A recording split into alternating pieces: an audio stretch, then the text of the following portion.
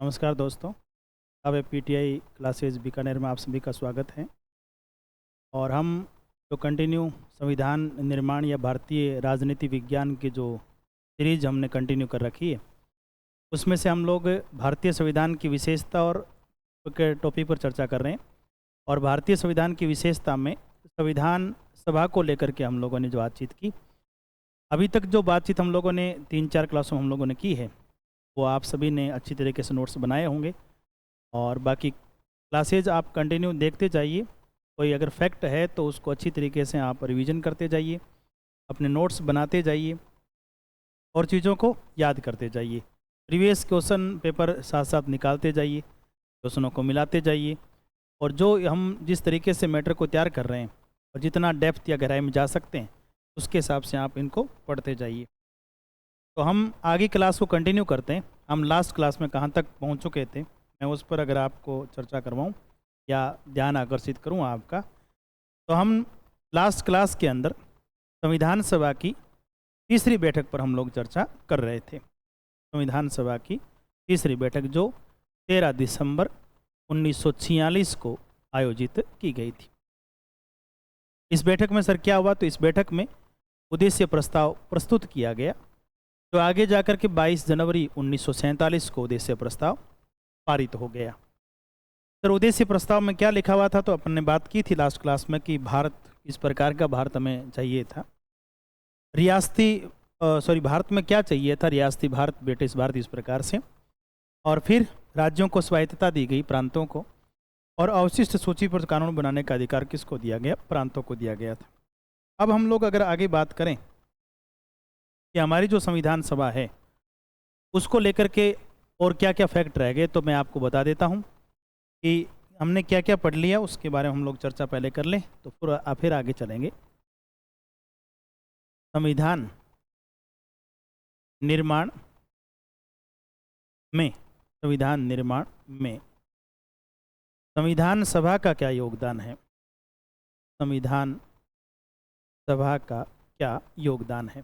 तो संविधान सभा के योगदान को लेकर के हम लोग चर्चा कर रहे थे, जिसमें से संविधान सभा का निर्माण कैसे हुआ, उसके बाद में संविधान सभा का चुनाव कैसे हुआ, और उसके बाद में हम अगर बात करें तो संविधान सभा के चुनाव के अंदर कितने प्रकार के कौन से सदस्य शामिल हुए, जिसमें से राजस्थान से कितने सदस्य शामिल हुए, संविधान सभा के सदस्यों में से महिलाओं की संख्या कितनी थी, महिलाओं की संख्या कितनी शामिल हुई, और उसके बाद में मुस्लिम लीग ने संविधान सभा को लेकर अपने क्या क्या प्रतिक्रिया दी, वो सब बात हम लोग पढ़ चुके हैं। 2-3 बातें संविधान सभा को लेकर के और हमारे पास रहती है, उस पर हम लोग चर्चा करते हैं, फिर आगे इसी संविधान सभा के निर्माण को कंटिन्यू करेंगे। क्या क्या रह जाती है, तो उसमें कुछ बातों को सुने आप। संविधान सभा की जो पहली बैठक रखी गई, यानी संविधान सभा की पहली जो बैठक है, संविधान सभा की पहली बैठक जो आपको सब बताई है, और कब रखी गई, तो आपके 9 दिसंबर 1946। संविधान सभा की जो पहली बैठक है, इसमें अस्थायी अध्यक्ष पर हम लोग चर्चा कर चुके हैं और अस्थायी उपाध्यक्ष पर हम लोग चर्चा कर चुके। फ्रैंक एंथोनी अस्थायी उपाध्यक्ष बने और अस्थायी अध्यक्ष सचिदानंद सिन्हा को बनाया गया। संविधान सभा की जो पहली बैठक है 9 दिसंबर को, इसका उद्घाटन, बहुत अच्छे से ध्यान रखना, उद्घाटन किसके द्वारा किया गया, तो ध्यान रखें जेबी कृपलानी के द्वारा रखा गया, जेबी कृपलानी के द्वारा किया गया। तो संविधान सभा की पहली बैठक 9 दिसंबर को हुई। उस पहली बैठक का उद्घाटन किन के द्वारा किया गया, जेबी कृपलानी, जो कांग्रेस के एक बड़े सदस्य के रूप में थे। जीवटराम भगवंत दास कृपलानी इनका पूरा नाम है, जो आगे जाकर के अस्थायी जो झंडा समिति बनी थी उसके अध्यक्ष भी ये बने, जेबी कृपलानी, वही जेबी कृपलानी की बात कर रहे हैं। तो संविधान सभा की पहली बैठक 9 दिसंबर 1946 को रखी गई। इसका जो उद्घाटन किया गया और उद्घाटन स्वरूप किसने रखा, तो जेबी कृपलानी के द्वारा संविधान सभा की पहली बैठक का उद्घाटन किया गया। एक ये बहुत अच्छा प्रश्न है, इस बात को ध्यान रखें। दूसरी बात, हमारी जो संविधान सभा है, संविधान सभा संविधान सभा के निर्णयों को लेकर कई बार क्वेश्चन आ जाते हैं कि हमारी संविधान सभा के द्वारा निर्णय कैसे लिए गए। तो मैं आपको बता दूं कि भारतीय संविधान सभा के निर्णय सर्वसम्मति से लिए गए। ये एक बहुत अच्छा प्रश्न है, इस बात को ध्यान रखिए। सर्वसम्मति से निर्णय लिए गए। सर्वसम्मति का मतलब होता है कि ये एक बहुत अच्छा प्रश्न है, इस विशेष रूप से ध्यान रखिए। संविधान सभा के द्वारा जो निर्णय लिए गए वो सर्वसम्मति के द्वारा लिए गए। सर्वसम्मति का मतलब होता है कि सब लोगों ने सर्वदलीय के रूप में या फिर सामूहिक रूप से संविधान सभा में निर्णय लिए गए। तो ये एक अच्छा प्रश्न है कि संविधान सभा के जो डिसीजन है, निर्णय, वो किस प्रकार लिए गए। तो आपके सर्वसम्मति से लिए गए। एक ये भी आप विशेष रूप से ध्यान रखिए। एक प्रश्न ये भी आता है कि भारतीय संविधान सभा कैसी संस्था थी। तो मैं आपको अच्छी तरीके से बता दूं, हमारी जो संविधान सभा है, संविधान सभा विशेष रूप से देखिए, संविधान सभा कैसी संस्था थी। तो मैं आपको बता देता हूँ, यह एक बहुदलीय संस्था थी। कैसी संस्था थी? तो आपकी बहुदलीय संस्था थी। इस बात का विशेष रूप से ध्यान रखिए, एक बहुदलीय संस्था थी। कई बार इस प्रकार का प्रश्न आता है कि भारतीय संविधान सभा इस प्रकार की बॉडी थी। तो आप ध्यान रखना, मल्टी पार्टी बॉडी थी, यानी बहुदलीय संस्था थी। क्योंकि हम लोग पहले भी कांग्रेस के बारे में, मुस्लिम लीग के बारे में चर्चा करके आए, तो आप विशेष रूप से इस बात को ध्यान रखना, ये एक बहुदलीय संस्था के रूप में संविधान सभा काम कर रही थी। अभी तक की जो हम लोगों ने बातें की है उसमें 1947 या 15 अगस्त 1947 से पहले की बात हम लोगों ने की है। अब हम 1947 या 15 अगस्त 1947 को भारत स्वतंत्र हुआ, पाकिस्तान हमसे अलग हो गया। तो 15 अगस्त 1947 के बाद हमारी भारतीय संविधान सभा पर क्या प्रभाव पड़ा, हम उसको लेकर के पूरी चर्चा कर रहे हैं। तो अब आगे का आप विशेष रूप से ध्यान रखिए, यानी 15 अगस्त 1947 भारत विभाजन, भारत विभाजन, भारत विभाजन के बाद, भारत विभाजन के बाद संविधान सभा पर क्या प्रभाव पड़ा। विभाजन के बाद संविधान सभा पर प्रभाव, संविधान सभा पर क्या प्रभाव पड़ा, इस बात को आप विशेष रूप से ध्यान रखें। तो आप सभी जानते हैं कि 15 अगस्त 1947 को जब भारत का विभाजन हो गया, यानी पाकिस्तान एक डोमिनेंट स्टेट अलग बन गया, हिंदुस्तान एक डोमिनेंट स्टेट अलग बना। 15 अगस्त 1947 के बाद में पहला प्रभाव तो संविधान सभा पर यह पड़ा कि सदस्य संख्या अब कम हो गई, क्योंकि पाकिस्तान सेपरेट हो गया। तो ध्यान से सुनिए, संविधान सभा पर पहला प्रभाव क्या पड़ा कि संविधान सभा की जो सदस्य संख्या है, संविधान सभा में अब कुल 299 सदस्य रह गए। बहुत ही अच्छा प्रश्न है, ध्यान रखना कि भारत विभाजन के बाद या 15 अगस्त 1947 के बाद हमारी भारतीय संविधान सभा पर पहला प्रभाव क्या पड़ा कि अब सदस्य संख्या घटकर के कितनी रहेगी, 299, क्योंकि पाकिस्तान हमसे विभाजित या अलग हो गया। तो कुछ सदस्य उधर और कुछ बाकी कम होकर कितने रह गए, 299। या ऐसा मान सकते हैं कुछ सदस्य रिटायरमेंट भी हुए, कुछ सदस्यों का आपके कार्यकाल भी समाप्त हुआ, कईयों ने इस्तीफा दे दिया, इस प्रकार से। तो अब संविधान सभा में प्रभाव हम पढ़ रहे हैं, प्रभाव कब का, 15 अगस्त 1947 के बाद, यानी भारत विभाजन के बाद हमारी संविधान सभा पर क्या प्रभाव पड़ा। तो पहला प्रभाव, संविधान सभा में अब कुल सदस्य कितने रह गए, तो 299 सदस्य रहे। दूसरा प्रभाव सुनिए, दूसरा प्रभाव ये पड़ा कि अब हमारी संविधान सभा संप्रभु हो गई। संविधान सभा क्या हो गई, संप्रभु हो गई। संविधान सभा संप्रभु हो गई। संप्रभु का यहाँ क्या तात्पर्य, आप विशेष रूप से ध्यान रखिए।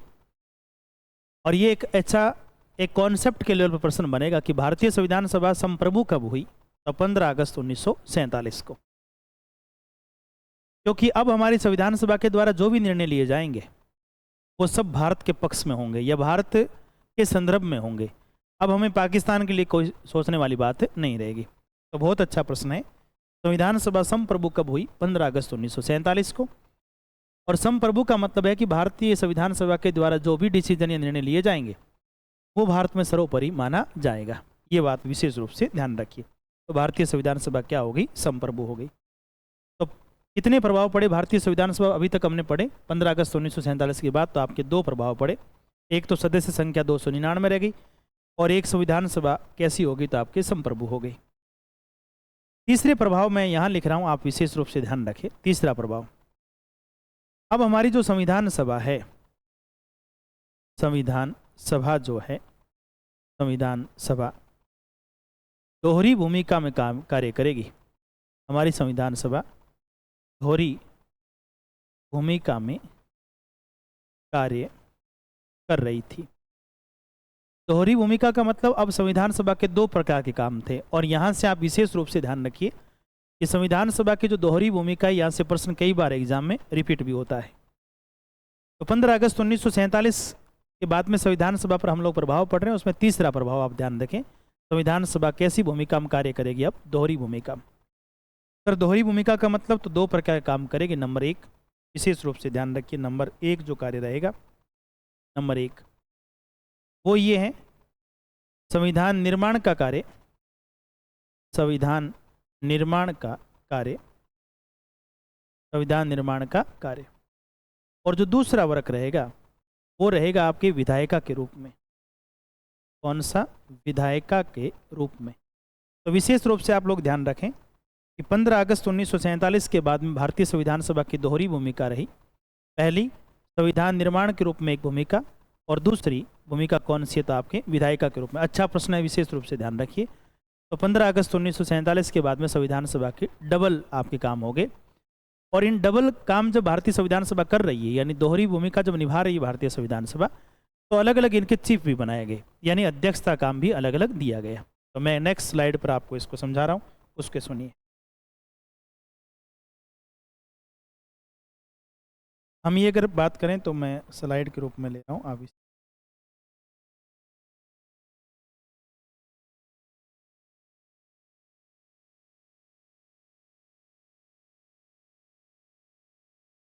ठीक है। हम अगर बात करें संविधान सभा की दोहरी भूमिका, दोहरी भूमिका। अब ये दोहरी भूमिका किस प्रकार की है? तो नंबर ए, जो मैंने पिछली क्लास में आपको बताया, 1 नंबर तो है संविधान निर्माण की भूमिका, संविधान निर्माण की भूमिका, एक तो ये रहेगा। दूसरा कौन सा? तो आपके दूसरा है विधायिका के रूप में, यानी विधायिका के रूप में कार्य। अब चलो ये बात तो ठीक है कि 15 अगस्त 1947 के बाद में भारतीय संविधान सभा दोहरी भूमिका में रही, परंतु दोहरी भूमिका में जो पहला काम है, यानी संविधान निर्माण की जो भूमिका है, उसमें क्या रहा? या अध्यक्षता किसने की? तो विशेष रूप से ध्यान रखिए, यहाँ जो अध्यक्षता का काम है, यहाँ जो अध्यक्षता का जो कार्य किया गया, उसको विशेष रूप से आप लोग ध्यान रखिए। संविधान निर्माण की भूमिका के रूप में अध्यक्षता डॉक्टर राजेंद्र प्रसाद कर रहे हैं, डॉक्टर राजेंद्र प्रसाद के रूप में भूमिका रही। बहुत ही अच्छा प्रश्न है कि संविधान सभा की जो दोहरी भूमिका का काम है, उसमें पहली भूमिका कौन सी? संविधान निर्माण की भूमिका। और संविधान निर्माण की भूमिका की अध्यक्षता कौन कर रहे थे? डॉक्टर राजेंद्र प्रसाद कर रहे थे। संविधान सभा की दूसरी भूमिका विधायिका के रूप में है, और विधायिका के रूप में संविधान सभा कार्य कौन कर रहे थे? तो आप ये कहेंगे कि जीवी मामलकर, जो लोकसभा के पहले स्पीकर भी हिंदुस्तान में बने, तो यहाँ जो अध्यक्षता काम कर रहे थे, अध्यक्षता का कार्य, वो कौन कर रहे थे? तो आप कहें जीवी मावलकर, जीवी मावलकर। जीवी कौन कर रहे थे? मावलकर। पूरा नाम गणेश वासुदेव मावलकर है। अब हमारा पूरी तरीके से क्लियर हुआ कि 15 अगस्त 1947 की अगर हम लोग बात करें तो उसके बाद में संविधान सभा पर कितने प्रभाव पड़े? तो नंबर 1, कि 15 अगस्त 1947 के बाद हमारी संविधान सभा संप्रभु हो गई। दूसरा, हमारी संविधान सभा में सदस्य कम होकर टोटल सदस्य कितने रह गए? 299 रह गए। और तीसरा प्रभाव क्या पड़ा कि संविधान सभा 15 अगस्त 1947 के बाद में दोहरी भूमिका के रूप में कार्य कर रही है। पहला कौन सा? तो संविधान निर्माण की भूमिका के रूप में अध्यक्षता कौन करें? डॉक्टर राजेंद्र प्रसाद। और दूसरी भूमिका का नाम क्या? तो विधायिका के रूप में। और अध्यक्षता कार्य कौन कर रहे? तो जीवी मावलकर कर रहे हैं। कौन? जीवी मावलकर। अब एक प्रश्न ये आता है कि जब संविधान निर्माण के रूप में संविधान सभा काम कर रही थी तब तो अध्यक्ष डॉक्टर राजेंद्र प्रसाद कर रहे थे कि संविधान का निर्माण कैसे हो, संविधान जो है आप कहेंगे बने कैसे, इस प्रकार से। और विधायिका का मतलब होता है कि भारत में संसद के रूप में संविधान सभा क्या कर रही थी? एक भूमिका निभा रही थी। तो विशेष रूप से ध्यान रखें, यानी संविधान सभा विधायिका के रूप में, संविधान सभा विधायिका के रूप में संसद की भूमिका का कार्य कर रही थी। विशेष रूप से ध्यान रखिए कि भारतीय जो संविधान सभा है वो विधायिका के रूप में संसद की भूमिका क्या कर रही थी? कार्य कर रही थी। ये एक अच्छा प्रश्न है, इस बात को विशेष रूप से आप लोग ध्यान रखें। फिर अगर हम लोग बात करें हमारी जो 15 अगस्त 1947 के बाद 15 अगस्त 1947 के बाद संविधान सभा में कुल 299 सदस्य जो रहे, कुल 299 सदस्य जो रहे, उसमें सर्वाधिक सदस्य कहाँ से थे, उसके बाद सदस्यों में या सदस्यों का भाग कहाँ से रहा, इस बात का विशेष रूप से ध्यान रखिए। तो जो 15 अगस्त 1947 के बाद में संविधान सभा में कुल 299 सदस्य रह गए थे, इन 299 सदस्यों में से जो सर्वाधिक सदस्य थे, विशेष रूप से ध्यान रखना आप लोग, सर्वाधिक जो सदस्य थे वो संयुक्त प्रांत से थे। कहाँ से थे? संयुक्त प्रांत से। संयुक्त प्रांत के बाद में अगर कहीं सर्वाधिक सदस्य थे तो मद्रास से थे। कहाँ से थे? मद्रास से। मद्रास के बाद अगर कहीं के सदस्य सर्वाधिक थे तो वो कौन सा था? बिहार। कई बार एग्जाम में ये क्रम पूछा जाता है कि 15 अगस्त 1947 के बाद जो भारतीय संविधान सभा में 299 सदस्य रहे, उनमें सर्वाधिक सदस्य कहाँ से? तो संयुक्त प्रांत से थे। और उसके बाद कहाँ से थे? तो मद्रास से थे। फिर कहाँ से थे? तो आपके बिहार से थे। रियासतों की तरफ से अगर बात करें, यानी ये तो ब्रिटिश भारत की बात हो गई।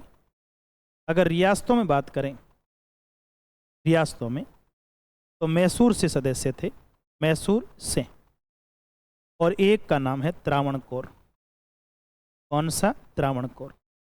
आप विशेष रूप से ध्यान रखें कि ब्रिटिश इंडिया में 15 अगस्त 1947 का जो ब्रिटिश भारत का जो इलाका था वहाँ पर संयुक्त प्रांत से तो सर्वाधिक थे, फिर मद्रास से, फिर बिहार से। इसके नीचे एक और भी लिखना चाहते हैं तो ध्यान रखना, पश्चिम बंगाल से, वेस्ट बंगाल से भी सदस्य बिहार के बाद में सर्वाधिक थे। उधर की तरफ अगर बात करें तो मैसूर से 7 थे अधिकतम सदस्य, त्रावणकोर से 6 थे। विशेष रूप से ध्यान रखना, मैसूर से सदस्य कितने थे? तो आप कहेंगे 7, और त्रावणकोर से कितने थे? 6। हमारे जयपुर से कितने सदस्य थे? तो आप विशेष रूप से ध्यान रखें कितने सदस्य थे? 3 सदस्य, हीरालाल शास्त्री, बीटी कस्माचारी और टीटी कस्माचारी। तो भारत की किसी रियासत से अगर सर्वाधिक सदस्य थे तो वो कौन सी रियासत से थे? मैसूर से। तो आप मैसूर से सदस्य कितने थे? 7, और 7 के कोष्टक में लिख सकते हैं कि ये सदस्य कैसे थे? तो आपके विशेष रूप से ध्यान रखना अधिकतम सदस्य थे। और त्रावणकोर से कितने मेंबर थे? तो आपके 6। हमारे राजस्थानी किसी रियासत से अगर सर्वाधिक मेंबर थे या किसी रियासत से, तो उसका नाम क्या हो जाएगा? जयपुर। यहाँ से कितने थे? 3 थे। ये हम लोग बात कर रहे हैं 15 अगस्त 1947 के बाद की संविधान सभा में। तो टोटल मेंबर कितने रह गए? तो मैंने अभी आपको बताया कि टोटल मेंबर 299 रह गए थे। 299 में से अलग अलग अगर मैं आपको बताऊं 299 सदस्यों को भी, तो भी आप विशेष रूप से ध्यान रखिए कि 229 जो सदस्य थे ये तो 12 प्रांतों से थे, और जो 70 सदस्य थे ये कहाँ से थे? रियासतों से। विशेष रूप से ध्यान रखना कि 15 अगस्त 1947 के बाद संविधान सभा में कुल 299 सदस्य रहे। 299 में से 229 सदस्य तो प्रांतों से आए थे, ब्रिटिश प्रांतों से रहे, और 70 सदस्य कहाँ से रहे? तो आपके रियासतों से रहे। और ये 229 जो सदस्य हैं प्रांतों से, उसमें सर्वाधिक कहाँ से? संयुक्त प्रांत से। फिर कहाँ से? मद्रास से। फिर कहाँ से सर्वाधिक? बिहार से। और फिर कौन सा पश्चिम बंगाल।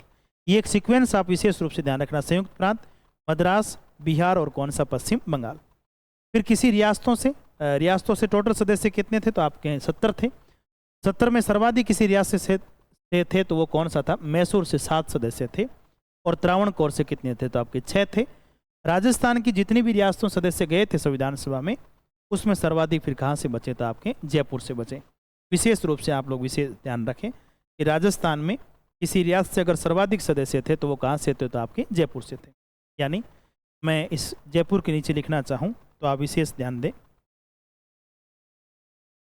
राजस्थान में सर्वाधिक सदस्य, विशेष रूप से ध्यान रखना राजस्थान में क्या थे, सर्वाधिक सदस्य।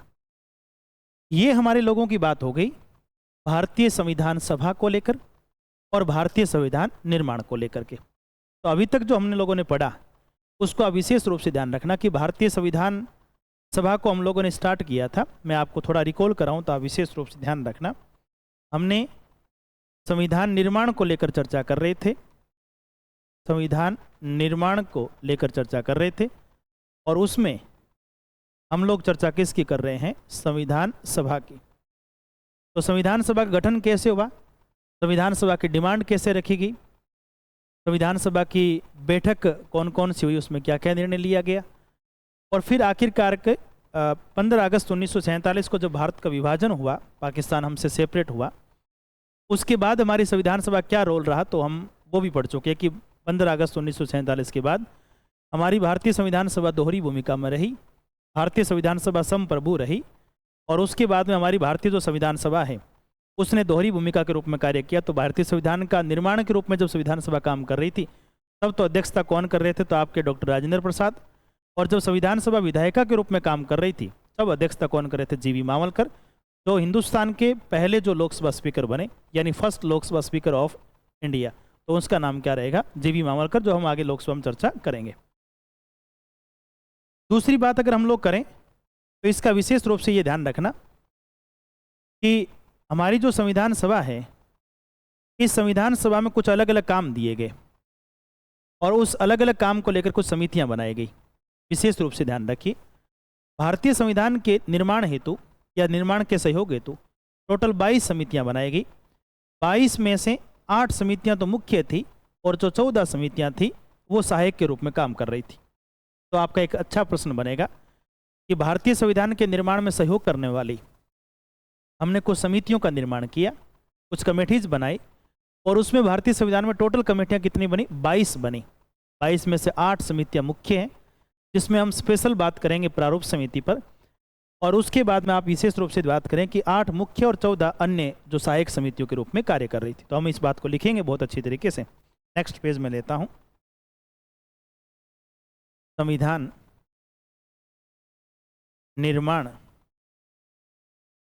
निर्माण हेतु कुल 22 समितियों का गठन किया गया। 22 समितियों का गठन किया गया, 22 समितियों का गठन किया गया जिसमें 8 मुख्य समितियां व 14 सहायक समितियां थी, जिसमें से 8 मुख्य समितियां और 14 सहायक समितियों के रूप में थी। ये एक आपका अच्छा प्रश्न हो सकता है, तो ध्यान रखना कुल 22 समितियां का गठन किया गया, जिसमें से 8 मुख्य समितियां और 14 क्या थी, सहायक समितियां। हम भारतीय संविधानिक कुछ समितियों पर चर्चा करेंगे, इसलिए आप विशेष रूप से ध्यान रखना। यहाँ से हमारे एग्जाम में एक आधा प्रश्न आता रहता है और परमानेंटली 1 या 2 प्रश्न यहाँ से समितियों से आते रहते हैं। तो हम समितियों की चर्चा करते जाएंगे और एक तरफ समिति और दूसरी तरफ समिति का अध्यक्ष का नाम लिखते जाएंगे। कुछ इंपॉर्टेंट जो बातें होगी समितियों को लेकर हम लोग चर्चा करेंगे, परंतु आप समितियों को पढ़ने से पहले इस चीज़ पर विशेष रूप से गौर से देखिएगा कि ये एग्जाम में कई बार आ जाता है कि टोटल कितनी समितियां बनाएगी, तो आपकी 22 समितियां बनाएगी। 22 में से जो मुख्य समितियां बनाई गई वो कितनी थी, तो आपके 8 समितियां मुख्य थी और 14 कैसी समितियां बनी, तो आपके सहायक के रूप में बनी। ये भी विशेष रूप से ध्यान रखिए। फिर अगर हम लोग बात करें कि ये 8 जो मुख्य समिति है, इसमें कौन कौन सी समिति है, तो देखिए एक समिति है जिसका नाम संघ शक्ति समिति है, संघ शक्ति समिति है। एक जिसका नाम संघ संविधान समिति है, संघ संविधान समिति है। एक तो कौन सी संघ शक्ति समिति, और एक का नाम संघ संविधान समिति, और एक आप ये कहेंगे भारतीय राज्यों के लिए समिति, भारतीय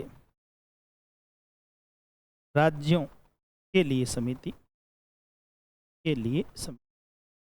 मैंने आपको अभी ये बताया कि हम एक तरफ समितियों को रखेंगे और दूसरी तरफ इनके अध्यक्ष पढ़ते जाएंगे। तो संघ शक्ति समिति, संघ संविधान समिति और भारतीय राज्यों के लिए जो संघ समिति बनाएगी, इसके अध्यक्ष कौन बने, तो इन तीनों के अध्यक्ष पंडित जवाहरलाल नेहरू थे।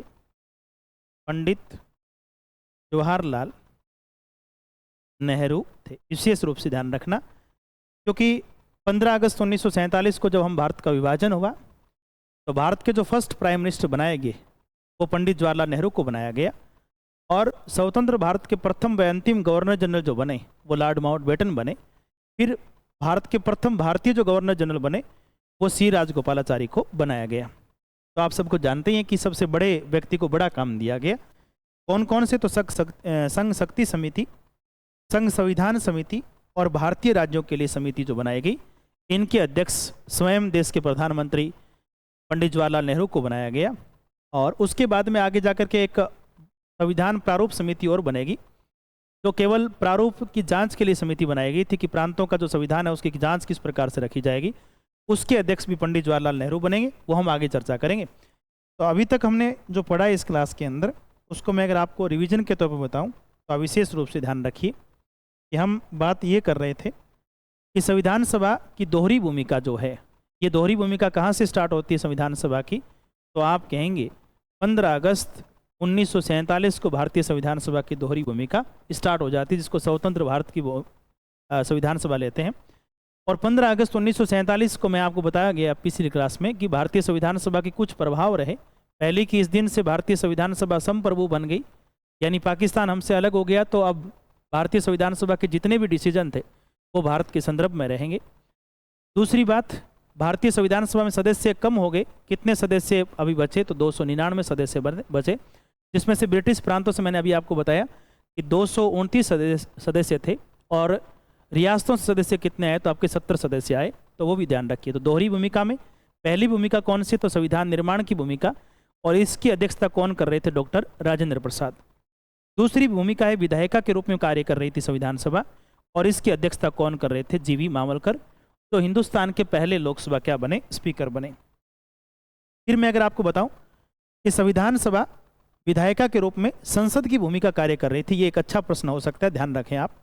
15 अगस्त 1947 के बाद संविधान सभा में कितने सदस्य रह गए थे, 299, क्योंकि पाकिस्तान अलग हो गए तो सदस्य कम रह गए, कुछ का कार्यकाल खत्म समाप्त हो गया, कुछ लोगों ने इस्तीफा भी दे दिया। 299 में से 229 सदस्य ब्रिटिश प्रांतों से थे, और 70 जो सदस्य थे वो देसी रियासतों से थे। 229 जो ब्रिटिश प्रांतों सदस्य थे 15 अगस्त 1947 के बाद, उसमें सर्वाधिक सदस्य कहाँ से थे, संयुक्त प्रांत से थे। उसके बाद कहाँ से, मद्रास से, बिहार से, पश्चिम बंगाल से।